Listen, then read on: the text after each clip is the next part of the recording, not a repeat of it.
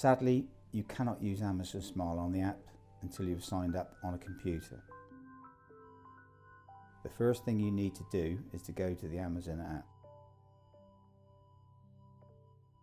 Once here, continue, go to the menu and select Amazon Smile.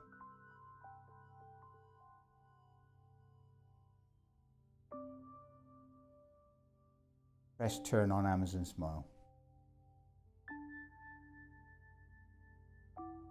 This is where you can learn how it works, so read these and when you're ready, continue through them.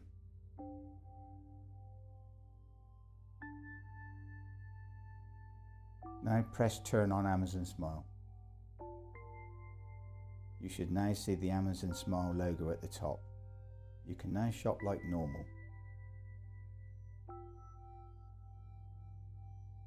To change charity, go back to the menu. Press Amazon Smile.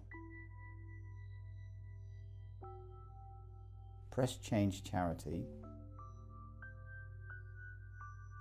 Here you can also see the impact you've had.